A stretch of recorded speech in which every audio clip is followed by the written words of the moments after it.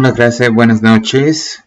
Hoy vamos a hablar sobre ir a infinitivo, que es una estructura gramatical para hablar sobre el futuro. Cuando usamos ir a infinitivo, estamos hablando sobre una acción planificada. So the grammar structure we're looking at is ir a infinitivo to talk about the future. And when we use this grammar structure, it's used to speak on something that's going to happen in the future, and it's typically an action that we've planned out. Here, your book gives you an example. Vamos a almorzar pronto, tengo hambre. Right, these two friends here. So one asks, are we going to have lunch soon? I'm hungry.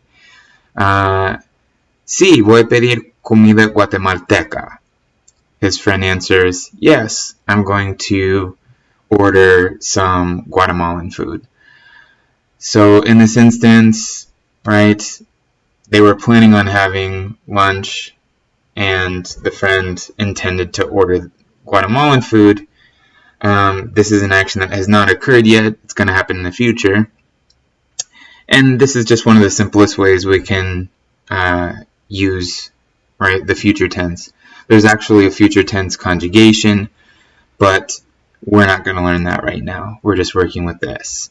And so what is required, right, se forma, right, the grammar structure is formed with, se forma con el verbo ir, conjugado en el presente.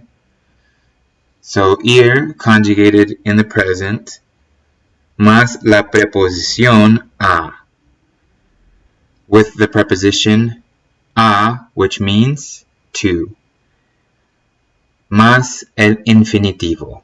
What's the infinitivo? That's the infinitive. So that's the unconjugated verb that refers to the action, right, that is going to be done. You're given a couple other examples. Voy a mandar esta carta. ¿Quieres ir? I'm going to send this letter off. Do you want to go? So it's fairly simple, right?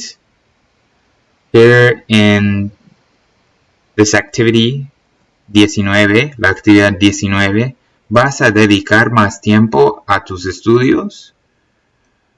So are you going to devote more time to your studies?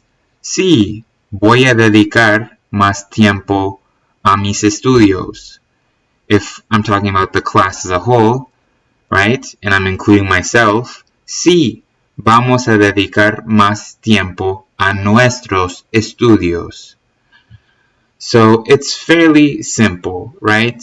It's just a way that we can express different actions that are going to happen in the future. For instance, we're going to buy tickets to the theater. Vamos a comprar entradas para el teatro.